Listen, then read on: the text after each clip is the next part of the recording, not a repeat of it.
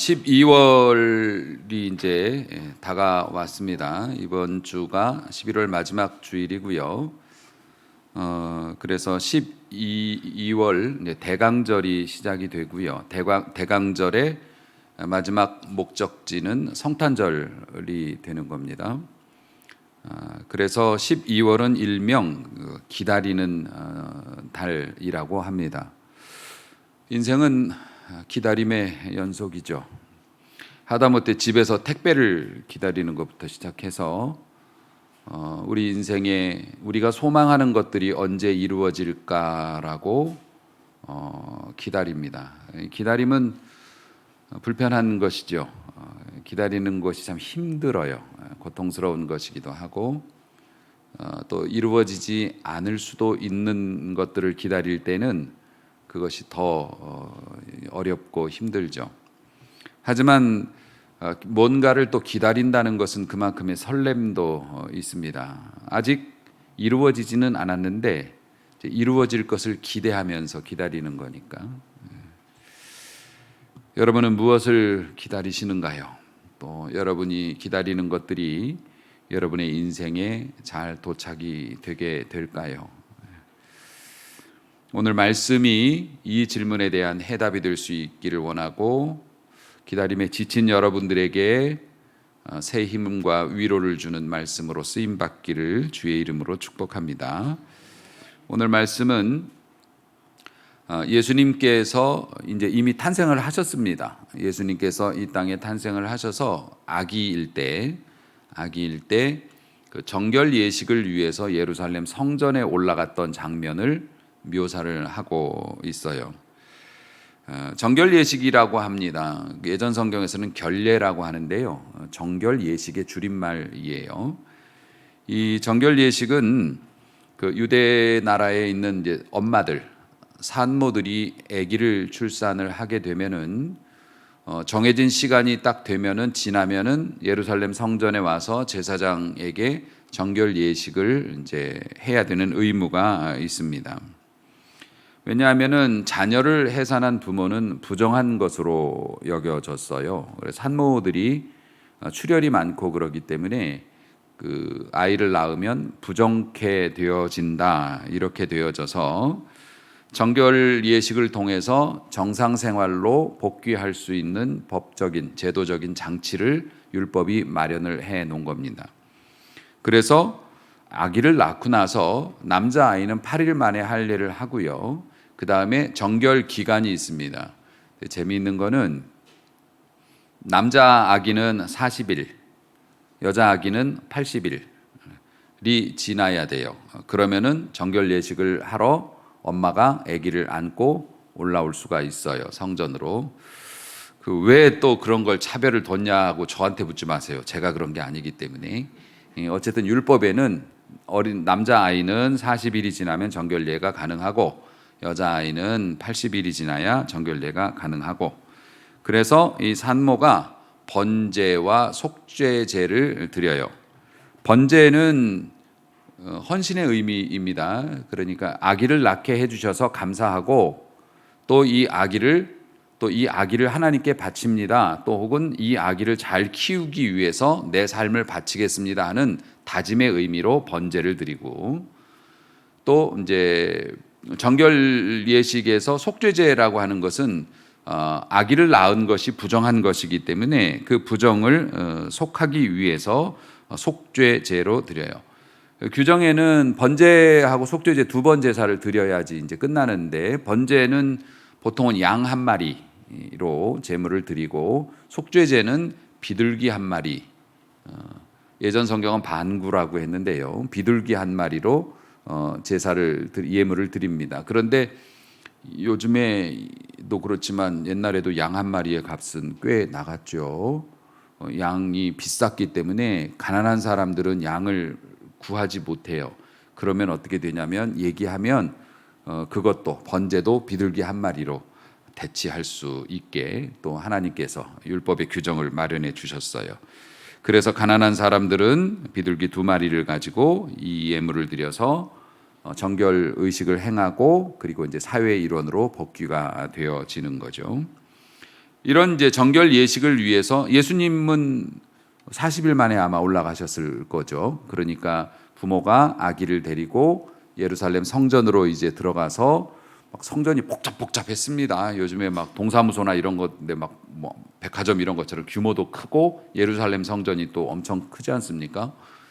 막 복잡한데 시장통 같이 생긴 성전으로 들어갔는데 거기에서 웬 할아버지가 나타나 가지고서 막 너무 반겨주는 거예요. 나이 많이 잡수신 할아버지가 너무 기뻐하면서 반겨줘요. 오늘 본문에 나타난 시므온이라고 이름을 하는 할아버지이십니다. 이 사람이 25절에 이렇게 소개되어 있어요. 예루살렘에 시므온이라고 하는 사람이 있는데 의롭고 경건하여 이스라엘의 위로를 기다리는 자이고 성령이 그 위에 계셨다. 이렇게 되어 있습니다. 그러니까 말라기 구약의 말라기부터 예수님 오실 때까지 400년의 중간기라는 게 있어요. 그 암흑기라고 합니다. 그걸 왜 암흑기라고 하냐면 말라기 선지자 이후에 하나님께서 공식적인 선지자를 내보내 주시질 않았어요. 내가 선지자요 해서 되는 게 아니고 선지자는 세습도 되는 게 아닙니다. 선지자는 그 시대에 필요한 사람에게 하나님께서 성령을 강력하게 부어주셔서 국가적으로 드러나게 되어 있습니다. 그래서 이 사람이 선지자가 왕을 도와서 옆에서 조언을 하면서 나라를 다스리는 어른 노릇을 하는데 400년 동안 선지자가 나타나질 않았습니다. 공식적인 선지자가 나타나질 않았어요. 그러니까 이 사람들은 영적으로 지도를 못 받는 겁니다. 공식적인 하나님의 음성을 듣는 창구가 없어진 겁니다. 제사장들은 제사를 집행하고 공무원 같은 신분들이었거든요. 선지자들이 하나님의 말씀을 전달해 주는 사람들이었고 물론 겸직을 하기도 했지만 400년 동안 선지자가 나타나지 않았는데 오늘 말씀을 보니 성령이 그 위에 계셨다. 성령에 감동된 그러니까 드러나지 않은 선지자나 다름이 없었고 이분이 성령님께로부터 어떤 음성을 들었냐면 메시아, 구세주, 세상을 구원할 주님이 이 땅에 오시게 되는데 몇백 년을 기다렸죠. 1000년 이상을 기다렸죠. 1000년이 뭐야? 더 기다렸죠. 이스라엘 백성들은 늘 고통당할 때마다 하나님께서 이 땅에 구원자를 주시겠다고 하신 그 약속을 꺼내서 읽으면서 버텨왔고 그래서 이스라엘의 여자들은 항상 내가 메시아를 낳을 수도 있다라고 하는 성경에 그렇게 기록이 되어 있기 때문에 그 유대인 여자들은 내가 메시아를 낳을 수도 있다는 희망을 갖고 살았다고 해요. 그런데 이 시므온 할아버지가 성령의 감동이 돼서 신탁 예언을 받은 겁니다.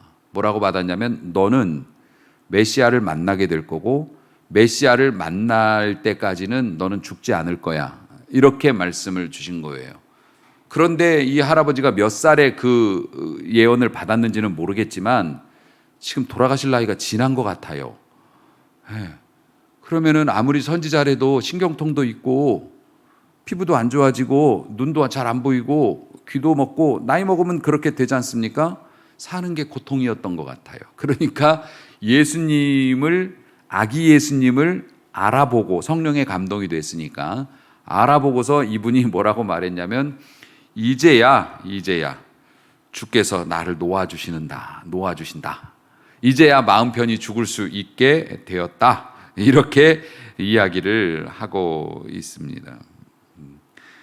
사실 가만히 보면은 이분의 말씀을 들어봐도 사람이 죽는 게 그렇게 나쁜 건 아닌 것 같아요. 나를 놓아주신다.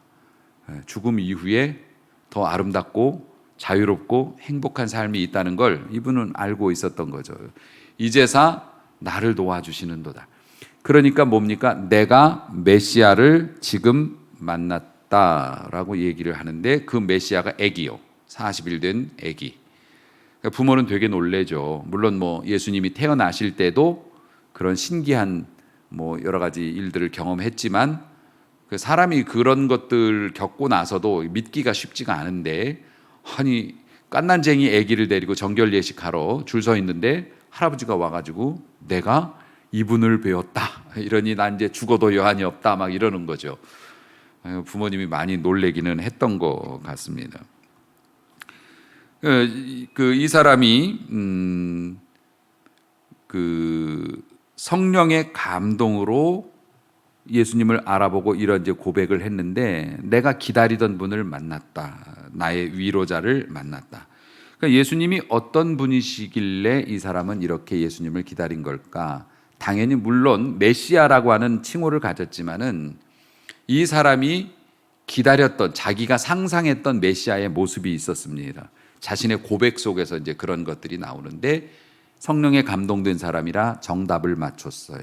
예수님이, 이 할아버지의 감동에 찬 막 그 고백의 속에 예수님이 메시아가 어떤 분이신지에 대한 설명이 들어있는 겁니다. 그것을 오늘 우리가 듣고 같이 은혜 받고 그 은택을 누리자. 아멘. 맨날 남이 신앙생활 하면서 복 받은 거 뒤에서 구경하고 부러워만 하지 말고 우리도 복 받고 누리자. 우리를 위한 말씀이니까요. 당시에 이스라엘은 로마의 식민지였죠. 우리 어르신들이 겪으셨던 일제치하를 생각하시면 될 것 같습니다. 그보다 좀 더 심했다. 왜냐하면 인권이라는 게 자체가 없었기 때문에 로마 사람들이 그 나라를 무력으로 침공해서 괴뢰 정부를 세우고, 그리고 백성들을 수탈해가고 말 안 들으면 무자비하게 죽여 없애고, 그러니까 이 사람들이 살기는 살지만 산 것이 아니었습니다. 뭐 일본 사람들도 그랬지 않습니까? 농산물이나 또 뭐 우리 자원 같은 거 돈 주고 사간 거 아니지요. 그냥 막 가져갑니다. 막 가져가요. 그런 것처럼 애써 농사 지으면 로마 군인들이 와갖고 다 뺏어가 버리고, 대들면 죽이는 것은 일도 아니고, 이러니까 사람들이 얼마나 고달프게 살았겠습니까? 근데 위로가 필요한 시절이었지요. 그래서 이 시몬은 이렇게 고백을 하는 겁니다. 위로자를 내가 만났다고. 위로자를 만났다고. 사랑하는 성도 여러분, 예수님은 위로자가 되어 주십니다. 여러분의 삶에 위로가 필요하고, 아무도 도와줄 수 없고 걱정은 해줄 수 있는데 도움을 줄 수가 없죠. 우리의 마음을 위로하시는 분, 그분이 예수님이십니다. 그래서 우리가 신앙생활 잘해야 되는 겁니다. 가령 우리가 사랑하는 가족을 잃어버리고 장례식 같은 데서 우리가 나가서 위로의 말씀을 드리지만, 그 말씀을 듣고 그의 슬픈 마음과 고통스러움이 풀어지나요? 그러지는 않습니다. 무슨 말로, 우리가 인간적인 어떤 말을 해줘도 고맙죠. 우리에게 그런 말을 해주는 게 고맙긴 하지만 응어리가 풀어지지는 쉽지 않습니다. 어떤 사람이 정말 기가 막힐 억울한 일을 당했습니다. 어린아이들도 그런 일 당하죠. 학교에서 학교폭력 당하거나 너무 억울한 일들을 막 당하고 소망이 없습니다. 야, 그깟 놈들 뭐라고 그래. 부모들은 쉽게 얘기할 수 있지만 아이들 시선으로 보면 절대 벗어날 수 없습니다. 그 아이들의 소나귀에서 절망합니다. 부모님이 뭐 이런 얘기하고 저런 얘기하고 따뜻하게 감싸주고 집에서 해주지만 위로가 안 될 수도 있지요. 우리 인생 살아가면서 그런 일들 많이 있습니다. 오히려 위로해 주는 게 가식적으로 들리고 귀찮게 여겨져서 화가 날 때도 있습니다. 네가 내 마음을 어떻게 안다 그래? 네가 내 상황 돼도 그렇게 말할 수 있을까? 그렇게 편하게 말할 수 있을까? 힘내라고 말할 수 있을까? 힘이 없는데 힘을 왜 내라 그래? 이러면서 고가운 마음이 생기기도 합니다. 그런데 우리 주님께서 우리의 마음에 주시는 위로는 설명할 수는 없지만, 주께서 우리의 마음을 어루만져 주시면, 역사해 주시면 긴 말이 필요 없이 마음이 녹습니다. 녹아져요. 녹아져서 희미하게라도 웃을 수 있고요. 그리고 잠깐 잊어버리기도 하고 속상하고 힘들지만 가끔은 이게 마음속에 잊혀지기도 하고, 또 떠올라도 전에는 가슴이 쿵 해서 밥 먹다가도 숟가락 내려놨지만 이제 주님께서 위로해 주시면 아이고 그런 일이 이거 해결해야 되는데, 그러면서도 일단 밥 먹고 힘내서 또 한번 해보자, 요렇게 바뀝니다. 위로, 그게 진짜 위로지요. 그러니까 여러분, 우리 사람은 부모 자식지간이라고 해도 아무리 애쓰고 내가 노력하고 그래도 손댈 수 없는 그 깊이가 있습니다. 그러나 우리 주님은 우리의 속마음 깊은 곳까지 들어오셔서 아픔을 감싸주시고 그 아픔을 치료해 주실 수 있습니다.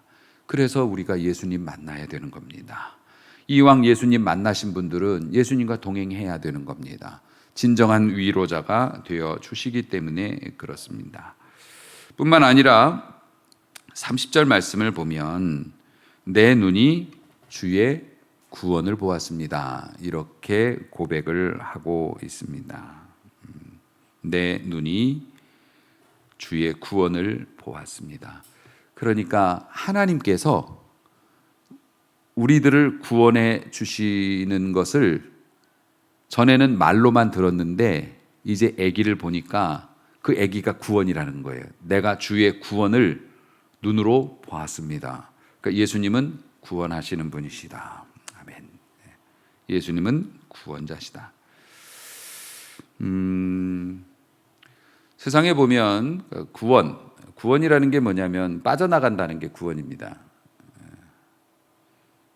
내가 많은 빚을 졌고 내가 그 빚을 갚을 수 있으면 좋은데 갚을 길이 없어요. 난감한 거 아닙니까? 갚을 길이 없어요.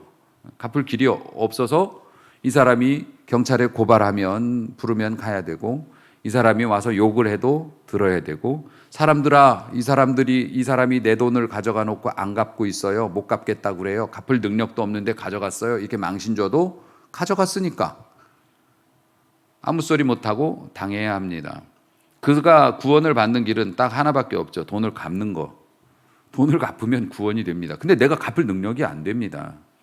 근데 다른 분이 나타나셔서 제가 대신 갚아드리죠 하고 돈을 갚아줬습니다. 이게 구원입니다. 이게 구원이에요. 내가 인질로 잡혔습니다. 목에 칼이 들어오려고 합니다. 소망이 없습니다. 미쳐 날뛰고 있습니다. 내 힘으로는 빠져나갈 수가 없습니다. 그런데 어떤 사람이 와서 내가 대신 인질이 되어줄 테니 이 사람을 풀어주세요. 그래 하고 풀어줬습니다. 그러면서 휘청거리면서 밖으로 걸어나가는 그 공기가 다르죠. 그 안에 잡혀있을 때하고 풀려나갔을 때의 공기는 다르죠. 그게 구원입니다. 시므온이 메시아를 기다리면서 아기 예수님을 보면서 이분이 우리의 구원이시다라고 고백을 한 겁니다. 예수님이 우리의 구원자가 되어주시죠. 사단이 우리를 결박하고 있는 그 끈은 죄라고 하는 끈입니다. 그 끈으로 우리를 묶어서 활동을 제약하고 수치를 주고 그리고 끝끝내 이 끊어지지 않는 끈을 가지고 지옥으로 끌고 갑니다. 그런데 예수님께서 이 끈을 무력화시키셨습니다. 예수님도 이 죄악의 끈에 묶여서 지옥으로 떨어지는 것처럼 보였지만 부활하심으로 그 끈이 아무 소용이 없다라고 하는 것을 온 세상에 선포하셨죠. 부활 사건이 그래서 중요한 거죠. 사단이 죄와 사망, 죽음이라고 하는 끈으로 인간을 무력화시켰는데 예수님께서 똑같은 모양으로 죽으셨지만 다시 살아나심으로 죄와 사망을 내가 이겼다. 할렐루야. 그래서 예수님의 그 부활이 중요한 건데, 그래서 예수님을 따르는 자, 또 예수님을 믿는 자, 그를 의지하는 자는, 그를 영접하는 자는 하나님의 자녀가 되는 권세뿐만 아니라 죄와 사망을 이길 수 있는 권세도 갖게 된다. 그러니까 예수님이 이제 그런 구원자가 되어 주셨다는 겁니다. 그런데 이 구원이라는 게 워낙 큰 것이기 때문에 인간들도 구원을 받고 싶어 하지 않습니까? 예수님을 모르는 사람들도 고민에서도 구원받고 싶고 욕심에서도 욕망에서도 구원받고 싶고 사람이 양심이 있으니까 구원받고 싶고 그래서 하나님은 모르겠고 하나님께서 은혜 안 주시면 그들이 하나님을 찾을 수는 없으니까 근데 인간으로 창조되었으니까 종교심은 있단 말입니다. 뭔가를 의지하고 싶은데 초월적인 존재를 의지하고 싶은데 하나님 안에 있지 못한 은혜 밖에 있는 사람들은 이 뭔가를 통해서 구원은 받고 싶은데 하나님은 알 수 없고 이렇게 되니까 자기들의 방법을 찾습니다. 그래서 항상 뭡니까? 대가를 치러야죠. 구원이라는 게 그냥 구원은 없지요. 대가를 치러야 구원이 이루어지는 겁니다. 그 대가를 고행이라고 하는 방법으로 치르려고들 많이 했습니다. 인도에 보면 그런 사람들 있지 않습니까? 못을 이렇게 촘촘히 판자대기에 박아놓고 하루 종일 누워 있습니다. 이제 고행을 하는 겁니다. 그렇게 함으로써 자유로워질 수 있다고. 그러니까 그게 구원받겠다는 겁니다. 또 어떤 사람은 일평생 동안 말 한마디 할 수 있는데 말 안 하고 벙어리로 살기로 작정을 하고, 왜 그런 작정을 하는지 몰라요. 그러면서 자기가 말을 하고 싶을 때 참으면서 참는 자신이 너무 대견스럽고, 그렇게 오랫동안 고생하면 구원을 얻을 수 있다, 해탈할 수 있다라고 생각하는 사람도 있습니다. 기둥 위에 올라가서 계속 그 위에 매달려 있는 사람도 있고요.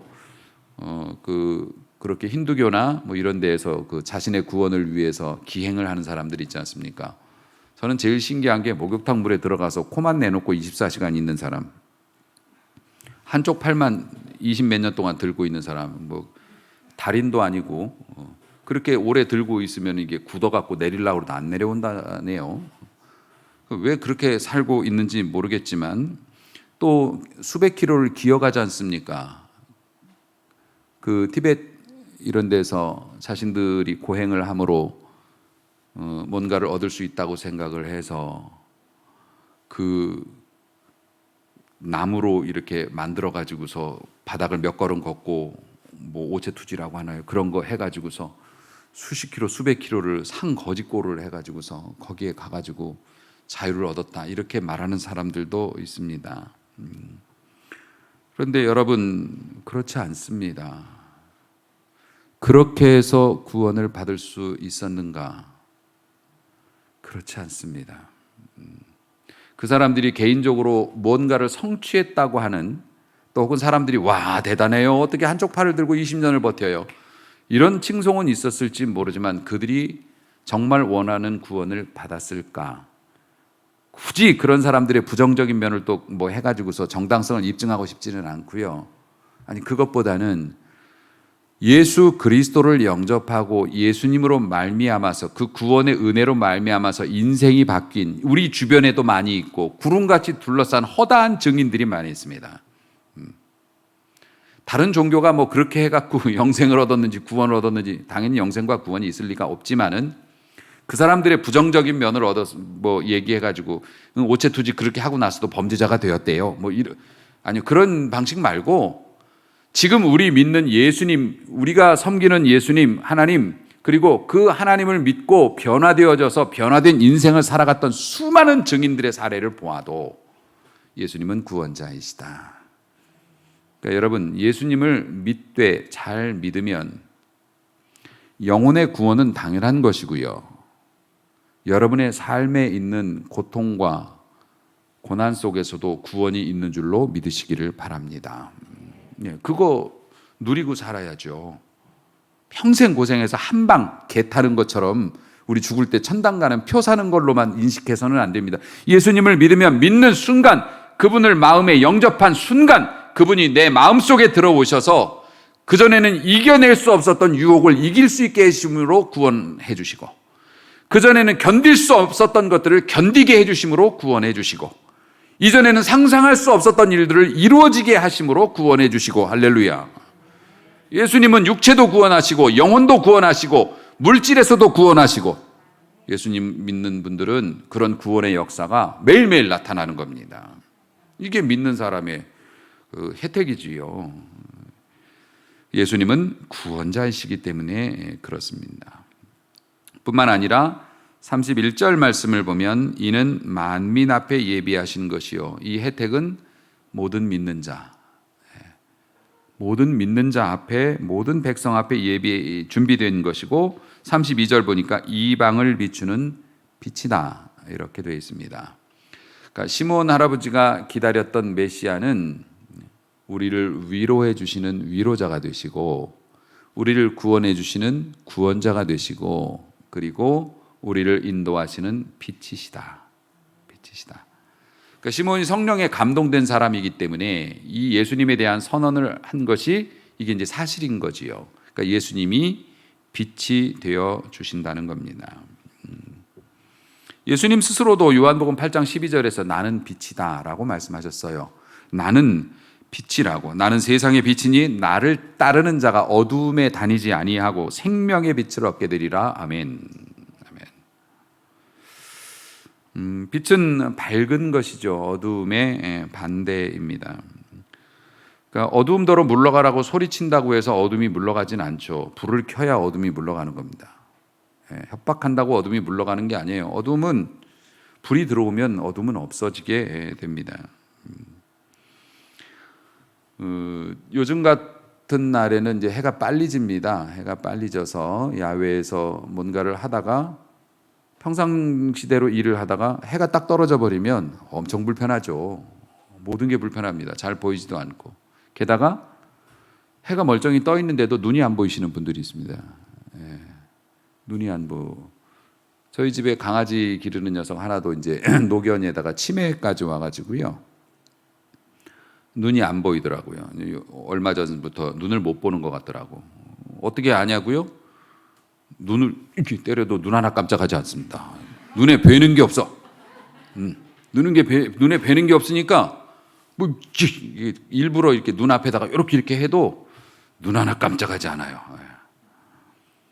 그러니까 눈에 안 뵈니까 걸어다니면서 여기저기 쿵쿵 부딪히고 좁은 구석에서 머리 들이받고 이렇게 서 있습니다.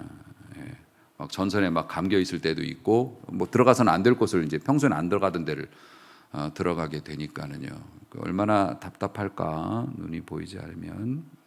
그런데 그 육신의 눈이 보이지 않는 것도 굉장히 힘든 일이죠. 생각해 보세요. 그 실명하신 분들은 진짜 너무 할 수 있는 일이 제약이 되고 너무 고통스럽죠. 노안만 와도 힘든데 실명이 되면 얼마나 힘들겠습니까? 그러니까 육체의 눈도 그렇습니다만 마음의 눈도 영혼의 눈도 어두워지면 분별력을 상실합니다. 치매에 걸리신 분들도 그렇지 않습니까? 분별력을 상실하게 되니까 똥과 된장을 구별을 못하게 되면 어떻게 되겠습니까? 그렇게 되는 겁니다. 이게 마음의 분별력은 이제 치매나 이런 것들이 오면 기억력이나 분별력이 사라져서 비정상적인 행동을 하게 되고요. 영혼의 눈도 어두워지게 됩니다. 영혼의 눈이 어두워지면 이 죄는 지옥 갈 죄임에도 불구하고 그게 향기로워 보이는 거예요. 큰일 날 하나님 앞에서 큰 죄가 되는 것임에도 불구하고 이것이 나에게 즐거움을 줄 거라고 생각을 하는 겁니다. 그래서 죄 짓는 걸 두려워하지 않아요. 영혼의 눈이 멀면. 근데 빛이 없으니까 그런 겁니다. 여러분 그런 거 보셨죠? 어두운 방 안에 이렇게 있는데 창문으로 빗줄기가 이렇게 들어옵니다. 창문으로 빗줄기가 들어오면 혹은 깜깜한 데서 밝은 후레쉬 같은 거 직선으로 나가는 걸 딱 키면 먼지가 보입니다. 우리는 아무 생각 없이 그냥 편하게 숨 쉬었는데 이렇게 보면 먼지가 그렇게 많았던 겁니다. 그럼 이렇게 마스크 쓰게 되고 뭐 이렇게 되는 거죠. 예수님이 빛이시라서 그렇습니다. 예수님이 우리 마음 안에 거하시면은 이전에는 뭐 그럴 수도 있는 거 아니야? 그리고 남들도 다 그러는데 뭐. 그런데 예수님이 은혜의 빛을 우리에게 비추시면 그래서는 안 되는 거였구나. 그래서 예수 믿는 사람들이 착하게 살 수밖에 없어요. 은혜의 빛이 자꾸 우리를 비추니까 이전에는 이 정도는 뭐 괜찮은 거 아니야? 남들도 다 이러고 사는데 오히려 이런 거 이럴 때 안 잡으면 바보지. 다른 사람이 잡을 건데. 그런데 예수님이 우리의 마음에 은혜의 빛을 비추면 하나님이 기뻐하시지 않는 거였네. 구별을 할 수 있게 됩니다. 전에는 부끄러움도 몰랐습니다. 다들 이러고 사는 거 아닌가? 그랬는데 여러분 거울이 없으면 혹은 거울이 있어도 불이 꺼져 있으면 머리가 헝클어졌는지 옷이 풀어졌는지 모릅니다. 그런데 빛이 들어오고 거울을 보면 만질 수가 있게 됩니다. 어루만질 수가 있게 되는 것이죠. 빛이라는 게 그만큼 중요한 것이죠. 우리 예수님께서 우리의 삶의 빛이 되어 주십니다. 그래서 어디로 가야 할지도 알려주시고 무엇을 해야 할지도 알려주시고, 할렐루야. 그래서 우리가 애들 학원 보내는 것만큼 중요한 게 신앙교육입니다. 그가 예수님 만나게 해야 돼요. 부모가 아무리 애써도 따라갈 수 없는 곳이 있고, 부모가 아무리 잔소리해도 도달할 수 없는 곳에 아이가 있으면 어쩔 수가 없습니다. 하지만 예수님 믿는 아이가 되면 어떻게 됩니까? 그가 인생에서 길을 잃어도 빛 되신 예수님께서 이쪽이 맞다라고 말씀해 주십니다. 할렐루야. 그래서 자녀 전도 정말 중요한 것입니다. 기회를 줘야죠. 예수님이 빛이 되시기 때문에 우리가 예수님의 은혜 아래에 있어야 합니다. 예수님 은혜 아래에 있으면은 우리가 이게 본성이, 죄성이 인간들에게 있기 때문에 신실한 사람도 자꾸 사고를 치려는 경향이 있습니다. 조금만 이상하면 사고를 치려고 해요. 그러니까 어떡합니까? 은혜 아래에 있어야죠. 은혜 아래에 있어야. 이게 좋은 건 줄 알았고 정말 이게 나한테 도움이 돼 보여. 그런데 보니까 이거를 내가 잡았다가는 손을 벨 것 같아. 이러면 안 잡잖아요. 그러니까 은혜 아래에 있어야 되는 거죠. 왜냐하면 우리의 죄성이 자꾸 해서는 안 될 일과 잡아서는 안 될 것을 잡으려고 하는 그런 탄력이 있기 때문에 우리가 은혜 아래서, 그래서 예배 시간이 계속 존재하는 이유가 거기에 있는 거고, 말씀을 듣는 시간이 있는 거고, 수요일도 뭐 새벽에도 나와서 자꾸 모여서 말씀 앞에 서자라고 하는 이유가 바로 거기에 있다고 하는 거죠. 예수님이 빛이시기 때문에 그랬습니다. 어부 베드로가 고기를 잡다가 예수님 만났습니다. 이 사람은 직업이 어부이기 때문에 어려서부터 듣고 보고 배운 게 그거밖에 없죠. 그리고 어부가 뭐 나쁜 직업입니까? 건전한 직업입니다. 세리에 비하면 양반이죠. 열심히 그냥 자식 먹여 살리는 평범한 소시민이었습니다. 뭐 베드로가 죄를 지면 얼마나 적겠어요. 베드로가 고기잡이 하면서 동네에서 그냥 열심히 사는 우리 같은 사람들 아닙니까? 그런데 예수님하고 이제 예수님이 그에게 깊은 데 가서 그물을 던져라 뭐 이런 말씀이 있지 않습니까? 이 사람이 그물을 던져서 고기를 엄청나게 예상 밖으로 잡고, 그때 띵 하고 머릿속으로 은혜가 들어옵니다. 그 사건을 통해서 뚜껑이 열린 거죠. 마음의 뚜껑이 열리고 하나님의 은혜의 빛이, 예수님의 말씀이 저분이 일반 사람이 아닌 것 같아, 하나님께서 보내신 분이신가 봐 라는 것이 확신으로 바뀌는 순간 그의 마음속에 쨍 하고 빛이 켜진 겁니다. 빛이 켜진 다음에 베드로가 처음에 예수님한테 한 얘기가 뭔지 아십니까? 주여 나를 떠나소서. 왜 떠나라고 했을까요? 그저 온 예수님 고기 잡게 해줬는데. 예수님 같이 정결한 분이 나같이 더러운 놈하고 같이 계시면 안 됩니다. 나는 주님에 비해서, 나는 주님께 어울리지 않는, 그래서 뭐라고 얘기하냐면 주여 나를 떠나서 나는 죄인이로소이다. 베드로가 평소에는 그냥 건강한 소시민이었지만 은혜 받고 나니까 자신의 죄가 보였어요. 그리고 나서 어떻게 됩니까? 자신의 해결할 수 없는 처지가 보였고 자신의 죄가 보였고, 그러니까 어떻게 됩니까? 저분이라면 내 이 문제를 해결해 주실 수 있다라는 확신이 생기니까 간신히 잡았던 고기도 버려두고 자기의 생계수단도 버려두고 집을 나와서 예수님을 따라갈 수 있었던 것이죠. 사랑하는 성도 여러분, 우리 청년들, 학생들도 은혜 받고 예수님 잘 믿어야 돼요. 그럼 어떻게 된다고요? 세상 사람들이 일제히 좋다고 달려가고 있는 와중에 같이 달렸었는데 예수님께서 은혜의 빛을 딱 비춰줘 보시니까 어라? 나에게 맞는 길은 여기에 있었네. 여기에 있었네. 그러니까 돌아가신 이어령 박사님이 그런 얘기 하셨죠. 사람들이 마구 달려가는 곳으로 같이 뛰어가서 가면은 1등은 한 명밖에 없다고.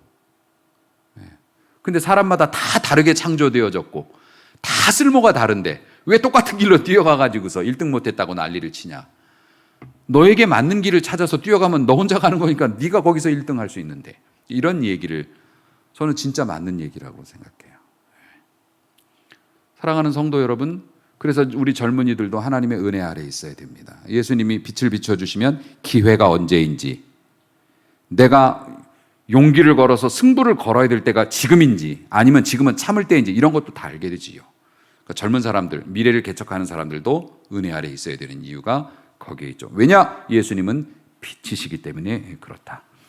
사랑하는 성도 여러분, 뿐만 아니라 이 빛이라는 게 뭡니까? 생명력이 있지요. 생명력이 있어서 우리 조다른 집사님 화분 자꾸 가져오시는데 화분 가져다가 어두운 구석에 놓지 않습니다. 되도록 창가에다 둡니다. 창가에다 두는 이유가 뭡니까? 빛을 받아야 얘가 사니까. 예수의 은혜 아래에 있으면 생명력이 있는 겁니다. 그래서 그 사람을 만나면, 예수 잘 믿는 사람 만나면 만나는 사람이 그걸 느껴요. 이상하게 저 사람은 참 괜찮은 것 같아. 기분이 좋아져. 저 사람을 만나면 칙칙한 분위기가 없어. 참 좋은 것 같아. 그러니까 어떻게 돼요? 나도 예수 믿어볼까? 이게 전도죠. 네. 생명력이 있어요. 그래서 예수님께서 머무시는 가정, 예수님께서 머무시는 기업, 생명력이 있어서 잘 됩니다. 잘 됩니다. 예수 안에 계시기를 주의 이름으로 축원합니다. 네. 목사님, 그러면 예수님께서 그런 좋은 것들을 우리에게 주실 수 있는데 위로도 주시고 구원도 주시고 빛이 되어 주셔서 생명력도 주시고, 그러면은 어떻게 그 예수님을 모셔드릴 수가 있을까요? 어떻게 하면 우리 집에 예수님이 오시게 할 수 있을까요? 내 마음에 예수님이 머물게 하실 수 있을까요? 예수님께서 요한계시록에 말씀하셨죠. 볼지어다 내가 문 밖에 서서 두드리노니. 오늘도 지금 예수님이 여러분 두들기고 계신다고요. 우리가 할 수 있는 일은 뭐라고요? 내 음성을 듣고 문을 열면, 내 음성을 듣고 네가 문을 열어라. 그러면 내가 들어가서 너는 나로 더불어 먹고 나는 너로 더불어 먹으리라. 같이 살 수 있다. 할렐루야. 그러니까 예수님은 항상 들어오고 싶어 하시는 겁니다. 어디 연예인처럼 비싼 돈 주고 막 가서 모셔오는 게 아니에요. 예수님은 우리의 문을 두드리고 계십니다. 오늘도 무엇 하시려고요? 위로 주시려고, 구원 주시려고, 생명 주시려고, 빛이 되시려고, 도와주시려고.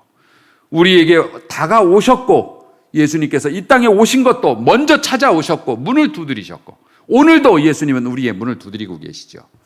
우리는 문만 열어드리면 되는 겁니다. 문을 어떻게 여냐고요? 그거 되게 물어보시네. 그럼 문은 어떻게 열까요? 문을 연다는 건 허락이죠. 허락. 계세요? 예. 들어가도 되나요? 들어오세요. 그럼 그게 열린 겁니다. 그렇죠?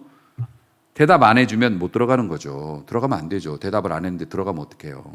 이건 비밀번호의 문제가 아니에요. 예수님이 우리 안에, 내 안에 계시기 원하고 내 자식 안에 계시기 원합니다. 여러분이 먼저 소원하시고, 예수님께서 내 안에 계시려면 어떻게 해야 돼요? 집안 청소는 좀 하셔야죠. 예수님 신방 오셨으면 내 마음에 예수님이 미워하시는 거, 싫어하시는 거, 불편해하실 만한 것들을 좀 정리하는 노력은 필요하겠죠. 하지만 내가 그런 것들이 미처 정리가 안 됐어도 어떻게 해야 됩니까? 다 정리하고 오세요. 그러면 예수님 만나기가 어려워요. 내가 의인이 된 다음에 예수님 한번 만날게요. 그런 말하고 지옥 간 사람 엄청나게 많습니다. 지금 그냥 당장 더럽고 힘들어도 주님 잘 몰라서 그러니까 일단 내 삶으로 들어오시고, 제가 예수님 따라서 예수님처럼 살려고 그렇게 애를 쓸 테니까 도와주세요. 그러면 들어오셔서 밝은 빛 보여주시고 생명도 주시니까 보이기도 하고 더러운 것도 보이고 치울 수 있는 힘도 생기고 이렇게 되는 겁니다. 그러니까 여러분 소원하세요. 기도하세요.